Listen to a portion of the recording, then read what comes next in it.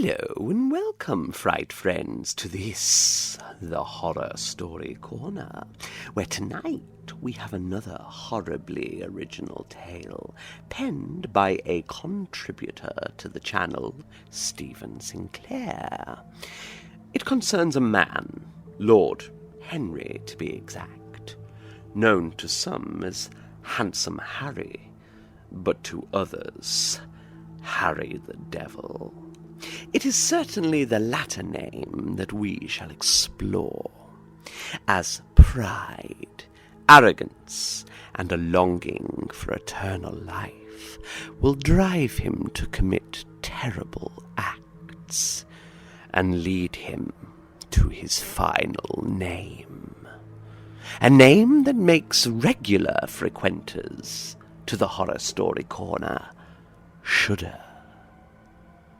I hope you enjoy Wandering Oscar. 1. His name was Wandering Oscar, and he was a skeleton. He lived on a wooded hill in one of those in-between places you get in England. One side of the woods ran down to a busy road. The other, fields and more woods. About 3 miles beyond these was a low embankment, along which a branch railway line had once run. The trains had annoyed Oscar and his friends. He was glad when it was closed. Beyond this, the land dropped away into flat, windswept country, probably once marsh, now long since drained. Then, a distant line, the sea. People sometimes came and cut the grass at the roadside, but nobody bothered about his hill, and hardly anybody ever went there. It was a tangled rocky mass of weeds, stunted ivy-chopped trees, and thorn bushes with a wider, more open space at the top. Oscar had lived on his hill ever since the first Elizabeth had been queen. At that time he'd lived in a cottage that had stood there in a clearing, but that was long gone. Not a trace left. The spot was now all overgrown. At that time he wasn't called Wandering Oscar. His name had been Lord Henry de Quarterly, sometimes also Handsome Harry, or Harry the Devil. He'd been a tall, well-favoured young man from a wealthy family of the high gentry, a brilliant student at Oxford, and when his father died and he inherited the lands and title, a favourite at court. Although later, when the rumours started, nobody would admit he had even existed. Never mind that they had thought him a fine fellow and the best of company. It was once said that when he came to rule, Scottish James declared that he would have had yon devil Harry Quarterly hanged. Perhaps the only handsome young man the king would have condemned in this way. 2. For a time, it had seemed that the world lay at his feet. Here, perhaps, had been the problem. Henry was enraged by the fact that this would not always be so, by the knowledge that he must grow old and die. In his arrogance and pride, this offended him. What made it worse was the fact that he suspected it need not be so. His mother, Margaret, was a Delapour of the Anchester Delapours of Hexham Priory. Always there had been stories about her family, rumours, dark ones. Handsome Harry happened to know that the stories were substantially true. Not only had she told him things, she had shown him things. It was said that when he visited Baron Hexham, his grandfather had told him other things, and that he had been initiated into the feast of the Magna Mater. It was from his mother that he first heard of the forbidden volume, the Liber Nefastus Nomina, and what it was said to make possible. It's even possible that she came to regret this, although she was not normally troubled by what she would have called peasant scruples. As wandering Oscar, he would often scream into the darkness of the night, consumed by unending rage, regret, and pain. "Why, mother, why? Curse you! Curse you!" Of course, he chose not to remember that she had warned him. She had not objected to his esoteric interests. In fact, had encouraged them. She only took exception to the direction, said that Neoplatonist magic, written by a coterie of lower empire wretches, was unworthy of her son. She dismissed the Book of Unlawful Names as essentially a Christian work. By hating the Galilean god of sheep, those foolish men entered his truth. And as I have tried to explain, Henry, there is more than one truth. If you take all their puerile symbols literally, you will bind yourself to them and make them real. Make the cursed shepherd's law true. I warn you. I, whose father is lord of the Twilight City and the hidden hordes of cattle, and besides, she added, there are other gods than little Satan.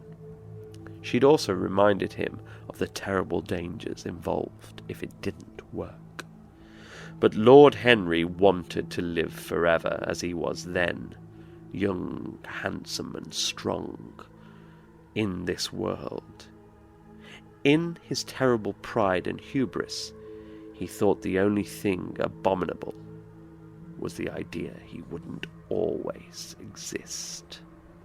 Madame, when it's the 20th century, and I rule this world as its immortal Caesar, my word shall be the only truth and law. Your family's little culinary eccentricities long forgotten. 3. Lord Henry had the wealth and influence to make his ambition come true. Not only were his lands and wealth huge, he also had a controlling share in a large percentage of the merchant ships that sailed from London and Bristol, and therefore, in those days, a large share in all such profitable ventures in the world. He also correctly thought the ships would be useful in other ways.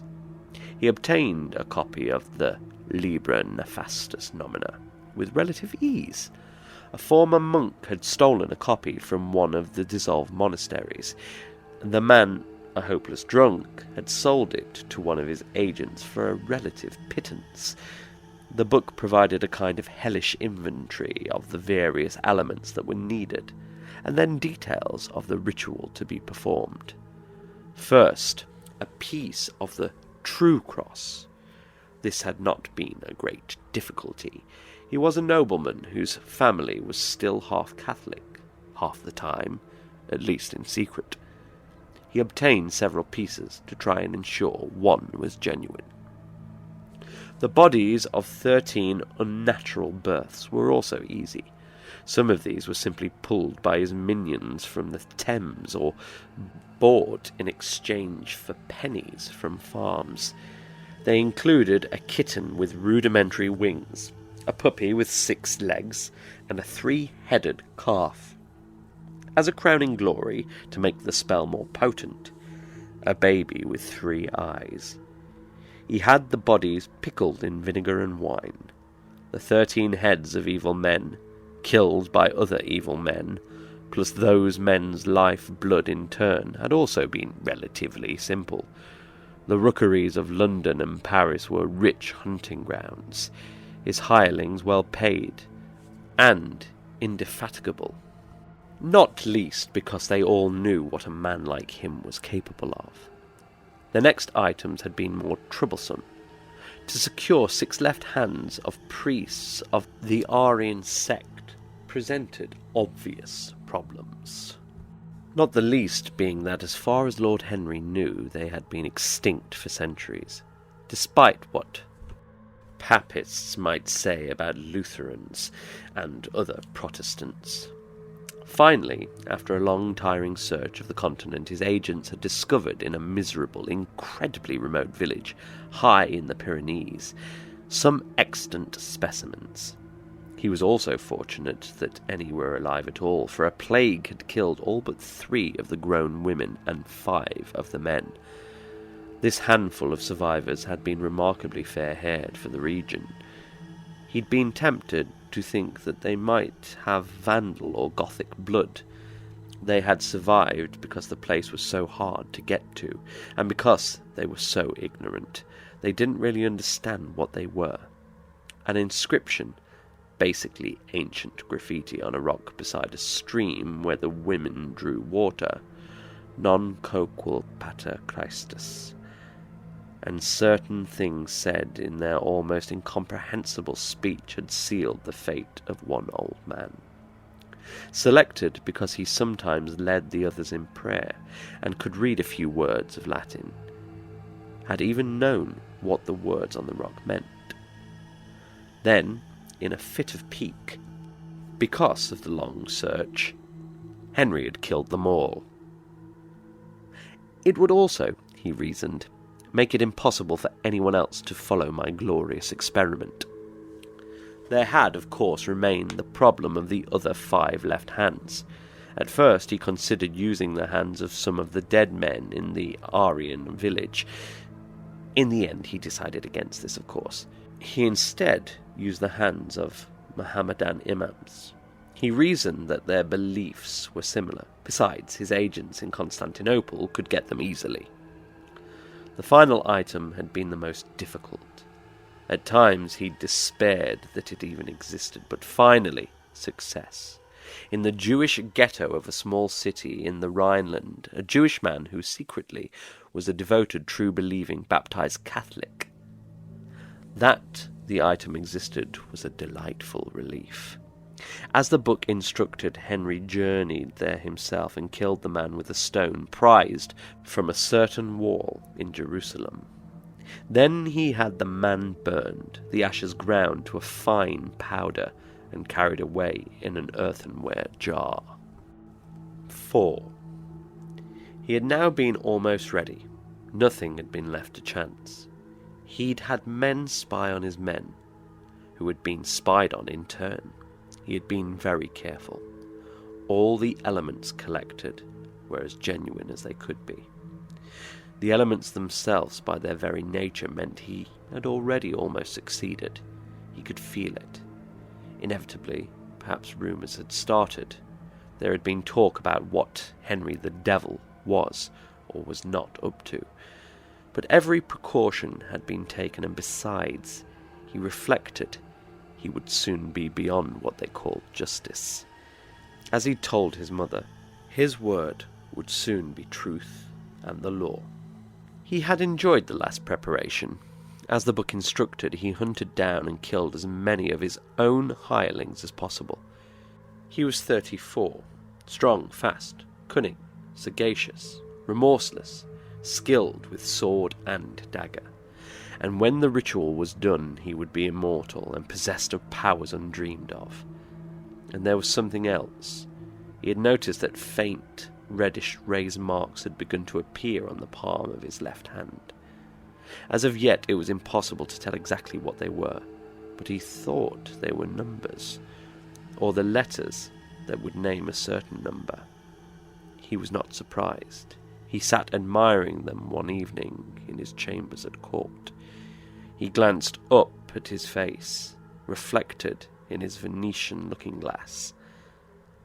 Only the other day Elizabeth herself had remarked that he looks a bit like father when he was young, although he's darker. This, despite the gossip. It was time. 5.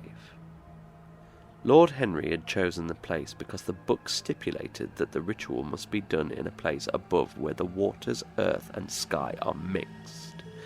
The fen country was perfect. He was also not likely to be disturbed. Discreet inquiries had revealed that the wretched spot was hardly ever visited. The cottage, although dilapidated, would serve adequately. He had first taken the skulls of the 13 evil men, already boiled free of flesh, and baptized them each to one of the 13 Grand Dukes of Hell. baptized them in the life blood of the equally wicked men who had killed them. The clotted blood carefully dissolved in gently warmed water that had come all the way from the river Ganges in impossibly faraway India. Henry sneered happily as he performed the rite, remembering the dog who had tried to cheat him with water from the Thames. He had killed the man slowly with his dagger to encourage the others. The skulls were then hung from a large inverted wooden cross in the clearing before the cottage. The eyeless sockets had seemed to stare at him expectantly, shadows pooling in them as the early October darkness thickened. Before the cross he had dug a pit and thrown the 13 unnatural births into it. Lastly, casting the stone he had killed the hapless Jewish Christian with onto these and filling the hole back in. He had then made a kind of crude altar from stones atop the small mound. On the altar he placed a shallow bowl of purest silver which he had forged with his own hands a year before on this very night. Inside this bowl lay the 6 cured, severed left hands. The old Aryan's hands on top, palm upwards. The withered thing cupped the pieces of true cross. Lord Henry had carefully placed 4 mounds of the Jew's ashes at the 4 points of the compass, at the distance specified by the book. He had then gone inside the cottage. The book was very clear about this. He must not look at the altar for 13 hours. The demons must be allowed to gather in peace. It was Halloween night in the year 1567. It was time. Lord Henry emerged from the darkness and walked slowly around the clearing. He was nearly naked, clad only in an open robe of tanned human skin. His fiercest hirelings, clasped at his neck by 3 ancient rusted Roman nails. The Libra Nefustus Nomina held before him, both hands on the book at arm's length. He walked slowly, always from left to right. Softly he muttered foul blasphemies. Finally, after exactly 33 circuits of the altar, he carefully placed the book beside the silver bowl, and it to the appropriate pages. 2 black candles were burning. He had left nothing to chance. Loudly and clearly, his voice full of passion, he began to read the ritual. He could feel the power building. 6. He was halfway through the rite when it all went wrong. For a moment the marks on his left hand had tingled strangely. Then the blood boiled in Lord Henry's veins and the flesh rotted off his bones.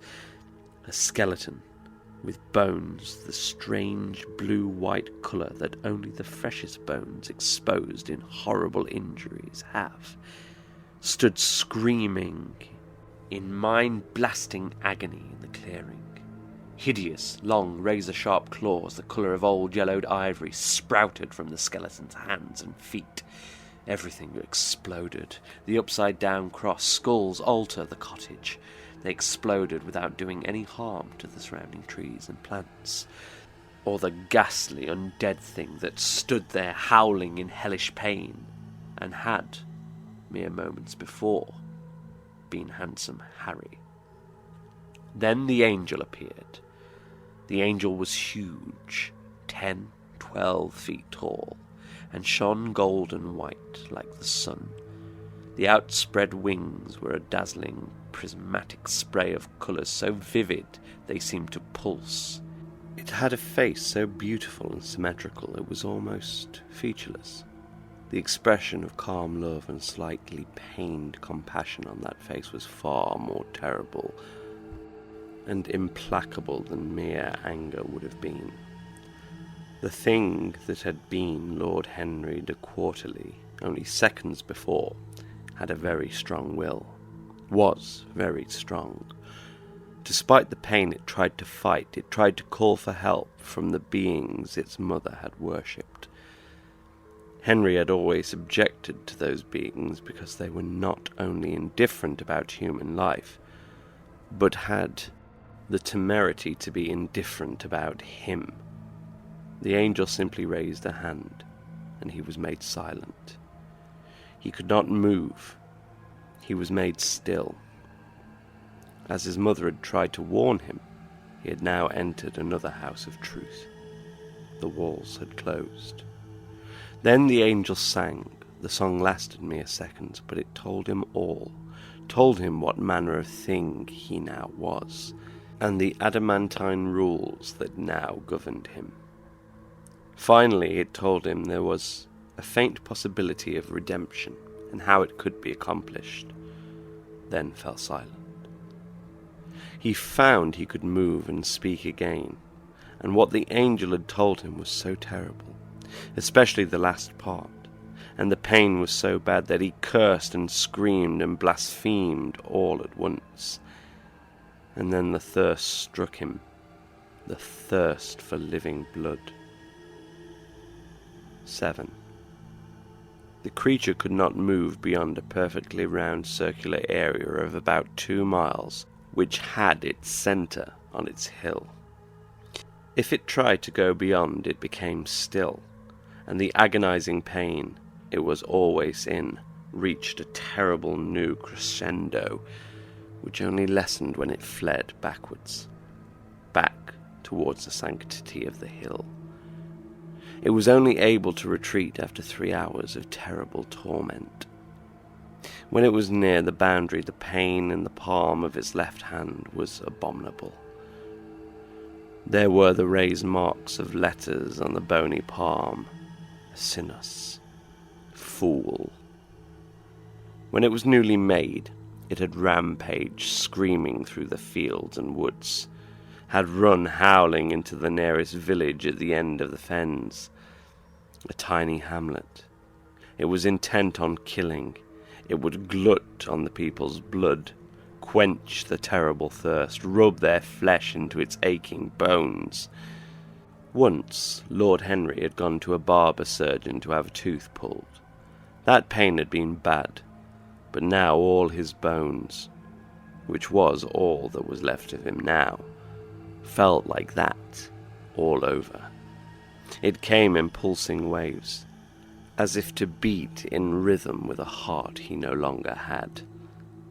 The hateful angel had told him that only flesh would ease the pain. He had, however, also discovered that the other things it had told him were also true. He could not harm the villagers. Couldn't, because none of them had committed murder. Wakened by the horrible creature's screams, the people fled when they saw him in a terror-stricken stampede. Only the old priest had not run, a kindly old cynic of 90 years, who, having survived all the many natural and unnatural things that killed you in those days, as well as the political and religious vicissitudes, long ago he had decided privately they were the same thing, and that God also understood this. Of the times had only been mildly surprised at the sight of the Fright that howled and gibbered in the middle of the village's only street in the light of the full moon. Surprised in much the same way he would have been of mobile phones and computers. Besides, he was a married man, and immediately his first thought had been for his sick wife who lay asleep beside him, despite all the noise. He opened the window and loudly said the Our Father, and made the sign of the cross in the air. The creature screamed even louder and fled into one of the houses. They discovered, later, it had tried to make a weapon of fire from the earth, probably to burn the village, but the fire, never put out in the normal course of life, whatever the time of year, had died out at its touch. It had scattered the dead embers in its rage. When the priest continued to pray, it fled, howling in pain, skeletal hands held over non-existent ears, blundering into the walls as if blind, then gone. 8. The old priest explained to the people what manner of fright the creature was. He told them it was a vaga osseus evocator, and explained what this meant. He reassured them that the monster could also not harm the pure of heart. Further, that this meant murderers rather than people who strayed into the woods together when nobody was looking. He knew them well, partly because of the strange Latin words and partly because of the meaning they had. The people began to call the thing Wandering Oscar. They avoided the hill and the fields around it, where the creature mainly lurked. Although it couldn't physically harm, it could and did drive people mad or to death with fright. In time, they became rather proud of having such a fearsome local denizen. Like all country people, they loved a fearsome bugbear to add colour to their lives. Lord Henry's horse was found wandering 5 miles from the hill. Also, certain books and papers were found in Henry's rooms at court. This and the rumours of the fiend were why Lord Henry was never mentioned by most people, ever again. What had been Lord Henry de Quarterly, and was now Wandering Oscar, discovered that he could not move about during the daylight hours. It wasn't that he would be killed by the light. He simply lost control of himself, of all his limbs, and was compelled to bury himself under leaves and earth. The best he could manage was to walk about for a time in summer twilight. Then there was the matter of Oscar's friends. He had first killed a fox, caught the beast, and sunk all his claws into it, and sucked the blood through these into himself. Crouched on the animal like a huge cackling spider. Then he'd torn the flesh apart, and rubbed it all over himself. The pain had eased. He threw the bones away. A few months later, when he emerged from the earth at nightfall, a skeleton fox had trotted lightly up to him out of the trees, its tail wagging. This happened with all his kills. The hill crawled with undead creatures, everything from birds and bats to cats and dogs. There were reanimated skeletons of deer and even snakes. Fortunately, the exception was the human murderers he claimed over the centuries. Always the wrong kind. They stayed dead. His friends' hunger was different from his, nor did they appear to be in pain. What they yearned for, apparently, was always to be near Oscar. They followed him maddeningly. They nuzzled him revoltingly and slid against him objectionably. Although he found he could control them to some extent with his mind, he could not get rid of them. He tried breaking, smashing, scattering the skeletons of fresh kills, but they simply reformed. Wandering Oscar was always in pain. Always. Sometimes it was simply worse than at other times. And he could not go mad. He tried. Knew it was a way out. But he could not go mad any more than he could die. It was as if his mind was like one of those flies that are trapped in amber. What was worse was that part of him was somehow still alive. Truly alive. 9. Pain, loneliness, despair, and rage. Always the rage. And hate. Burning hate. His suffering was like a sea with no shore, and he floated there, on and on through the endless years. From his hill he looked on as the world changed, and the changes were pointless, and he hated the pointless changes. The village where the old priest had driven him away was long gone, and the wonders that he saw appear, like the train and the horseless carriages, were not really wonders at all. They were only stinking contrivances made by trivial fools. People had always been fools. He wished he could leave the boundary and kill them all, the fools who lived in the years after his own time, increasingly lived lives of abject luxury and abundance. Not even the royalty of his own day could have imagined it. He noticed that they were so embarrassed by plenty that they had begun to throw things away. Sometimes they even threw away books and big flapping bits of paper with printed words on them. Paper had been rare in his day. From these he learned things, and in other ways. Sometimes Oscar had only to look or touch something, and it spoke to him. What he discovered increasingly disgusted him. The lower orders were being allowed to run loose. The English language itself had become a peasant jargon and doggerel. The world had become fat and ugly. In time, he was forgotten. A stupid story not even remembered. In a rather poor book of folklore in the British Library, he was mentioned almost as a footnote. That was all. Inevitably, the most salient points of his existence were as human prey, both because of hatred and because human blood and flesh ease the agony the most. The first was a man who killed his wife and foolishly staggered into the fields swinging cider from a jug. The earthenware pot still lay where it had fallen, now covered by the earth. Another time a wealthy woman had gone riding and got lost. A few years after she smothered her old father-in-law with a pillow. As the woman rode past, a horde of skeletal things had burst from a hedge, and she was thrown from her mount. Wandering Oscar had then emerged from the undergrowth. By this time he was a filthy, unclean thing, clothed in a weird assortment of decaying rags. Over his bare skull hung an old torn potato sack. For some reason, although he could not make or touch fire without it going out, he sometimes felt cold. His bare skull and body were now also covered in a layer of rotting flesh. In places it crawled with maggots and mould. In his empty eye sockets, cat-like pupils now glowed like green eldritch fire. He had been very thirsty. The woman did not last long. Like most of them, she had been lucky and had gone stark raving mad.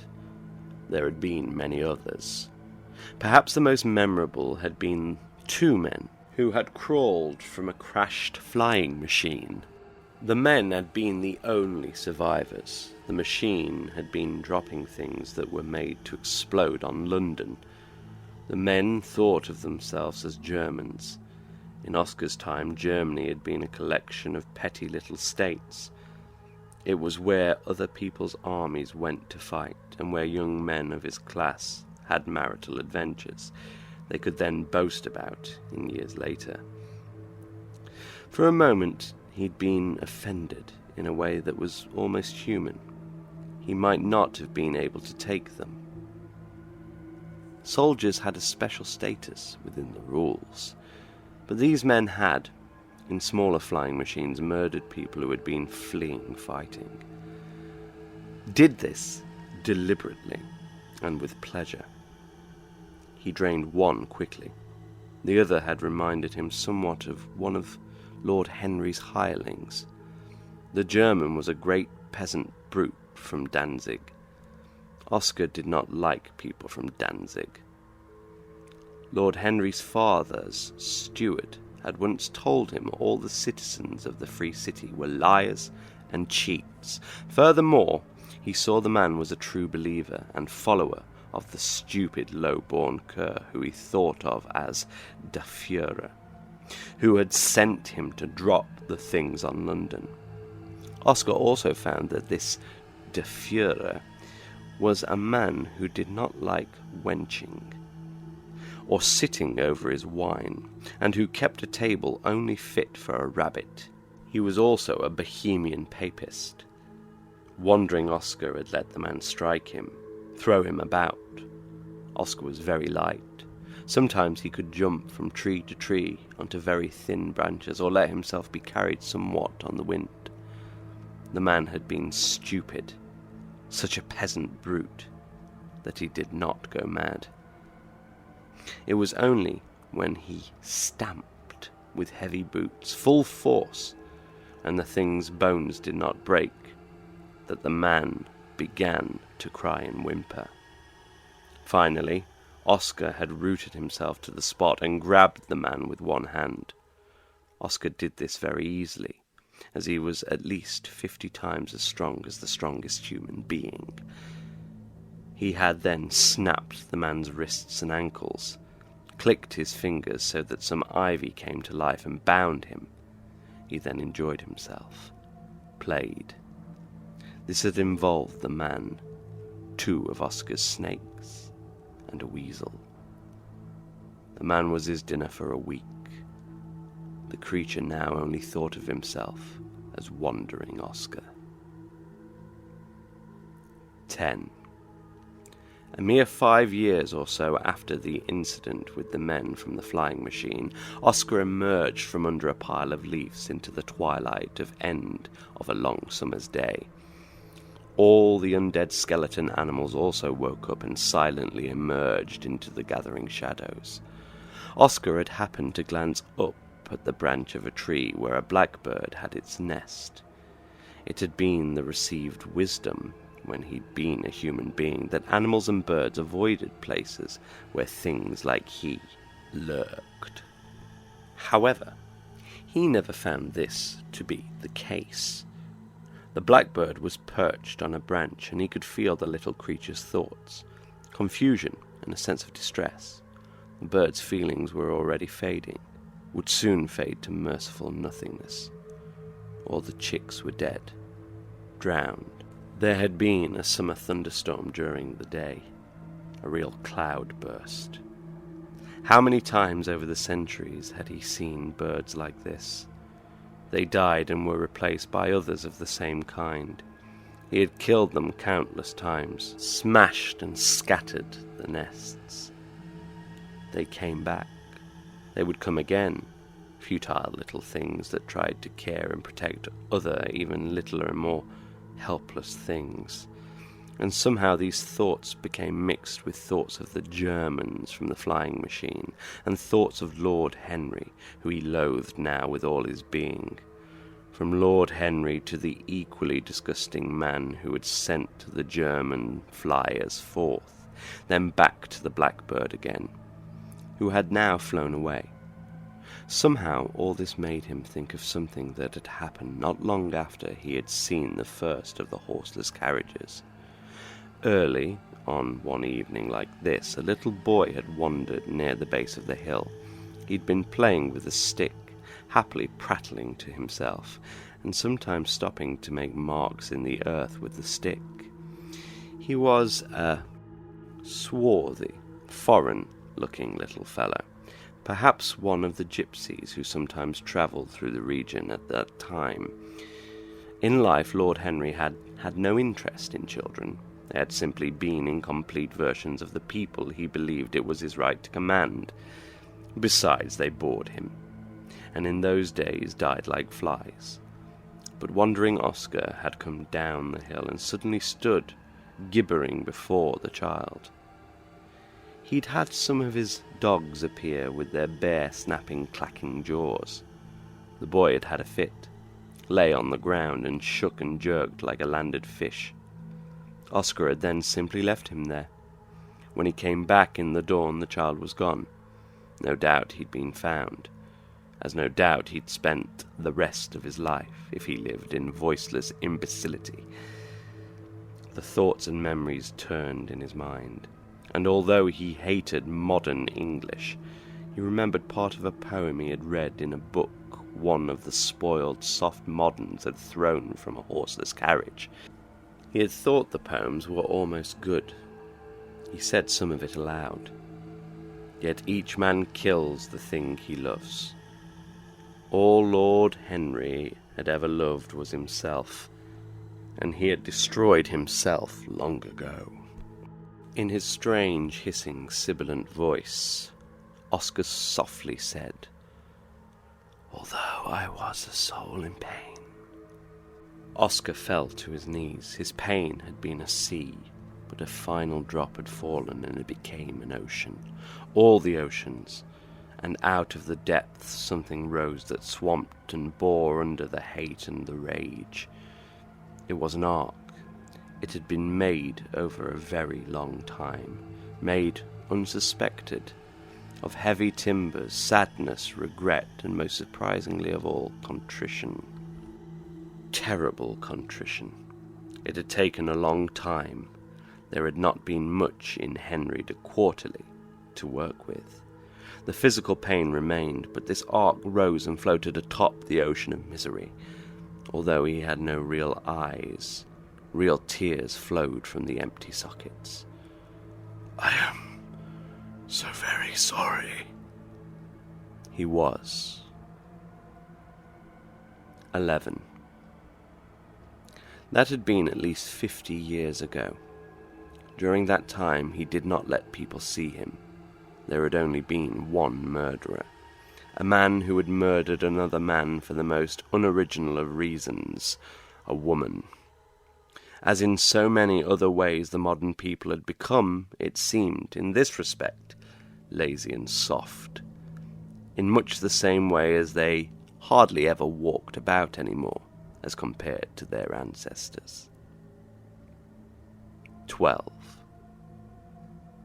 For a few years Oscar had been aware that someone had been burying things nearby. At least 4, maybe 5. He knew what the things were, but only roughly, like a thing seen from the corner of the eye. The things lay a few tantalizing miles beyond the barrier. Several times he felt a presence that made him very hungry, but always, likewise, on the wrong side of the barrier.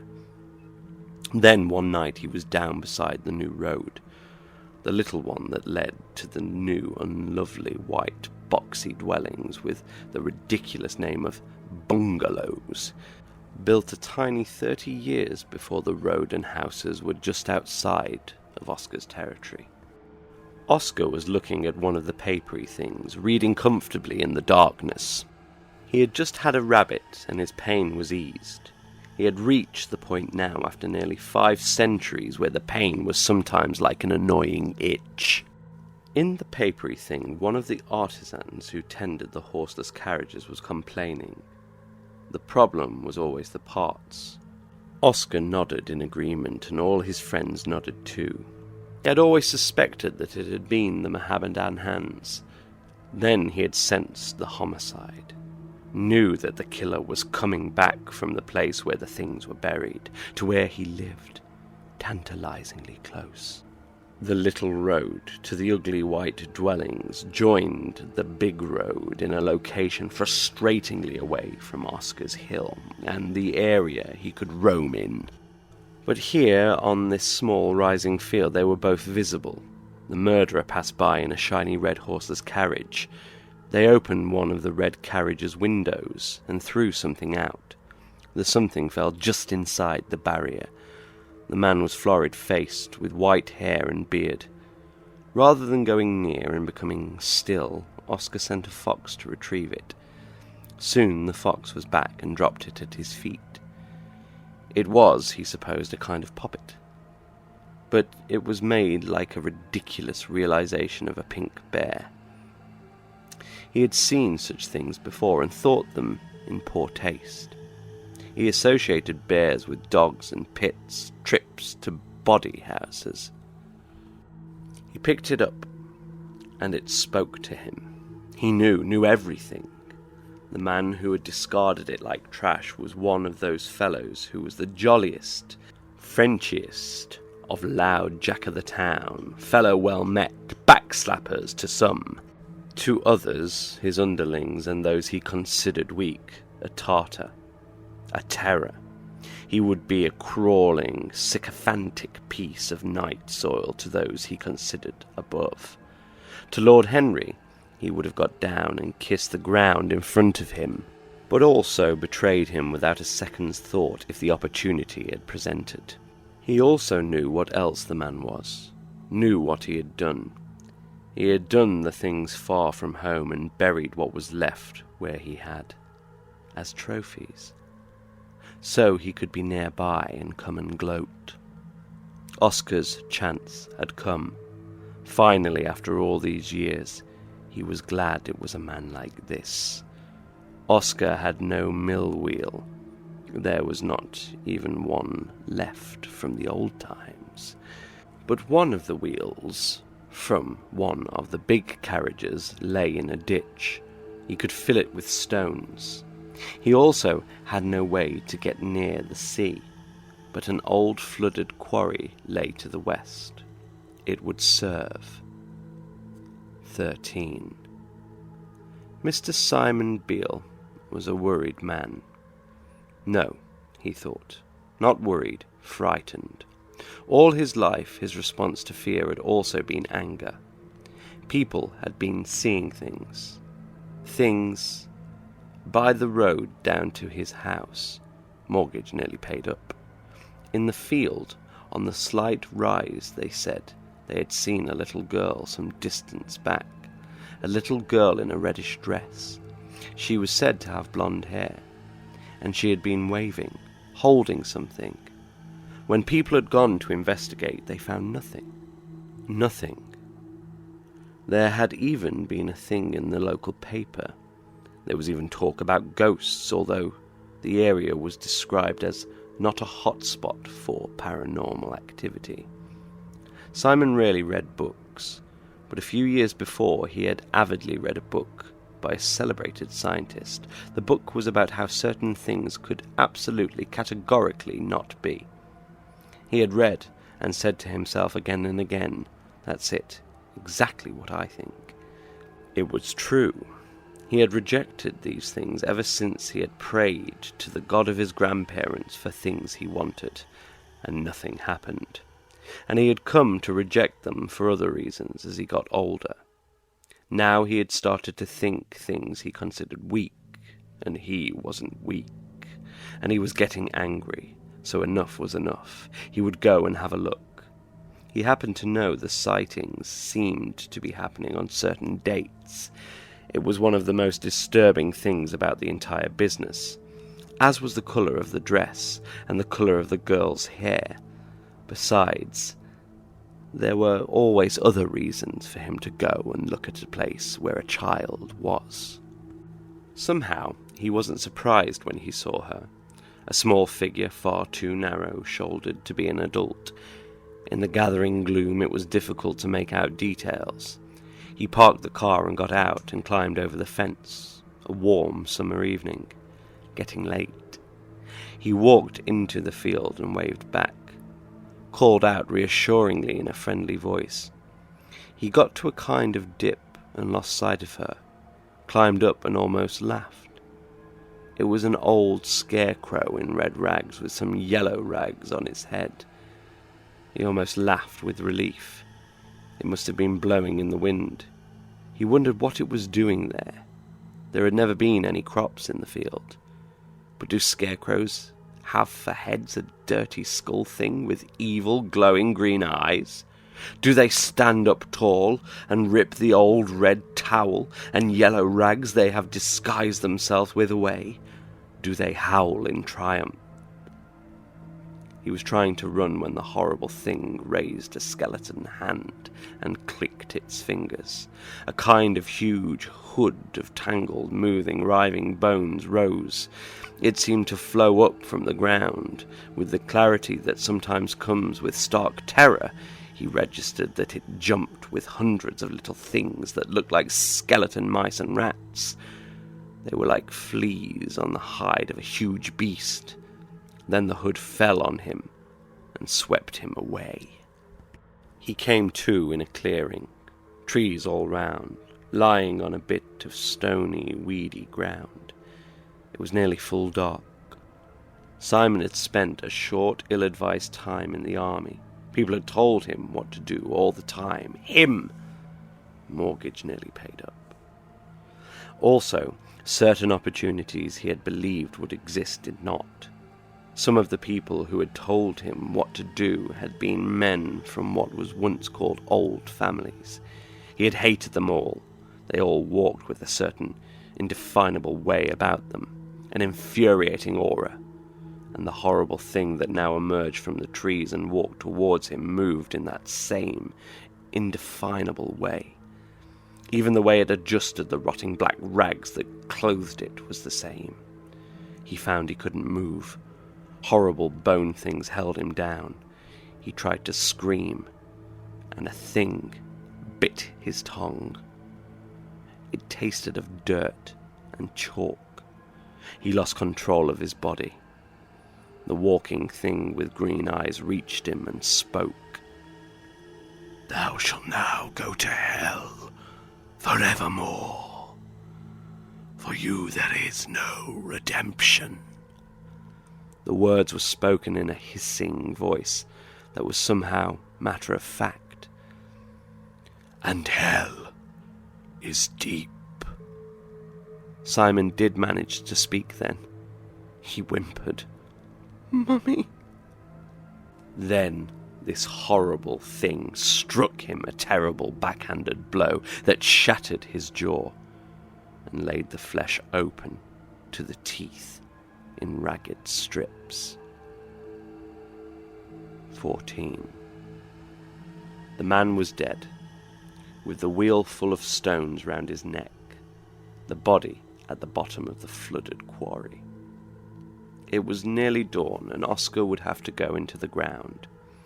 He climbed back up the hill to his clearing, and all his friends fell to the ground and stopped moving. They began to disappear, to turn to dust. For a moment he felt them, felt the terrible tiredness of the long, long years. For just a moment he also felt them as they had once been long ago. Little blind things curled up inside their mothers, things that hardly moved inside eggs, hoofs that had only floated in warm water, and sleep and peace. They were gone. He was dazzled by the rising sun, and held up his hands to shield his face against the light. And they were real hands, with skin and flesh. Incredulously, he felt his face. He had a face again. Lord Henry de Quarterly stood silent in the clearing, staring in amazement at his own hands. He was dressed as he had been long ago in his old court clothes. It was some time before he noticed the children. A boy and a girl stood near him, holding hands. The little girl was about 8, and clutched a ridiculous poppet of an animal. The boy was the same one he had frightened into a fit in the woods all those years before. Lord Henry fell to his knees before the boy. He tried to speak. The child laid a hand on his shoulder. "It's done, Henry. Come with us. We are going on a journey." They walked from the clearing. Behind them, something turned to dust and blew away in the dawn breeze. Well, I suppose all's well that ends well, and it looks like our wandering Oscar may have just found redemption. As for the journey, where are they heading, you might ask? Oh, it's a long expedition, and one that's ultimate destination is the Horror Story Corner. If you enjoyed tonight's terror tale, please let Stephen know in the comments below. But for now, thank you for listening, and as ever, sleep well.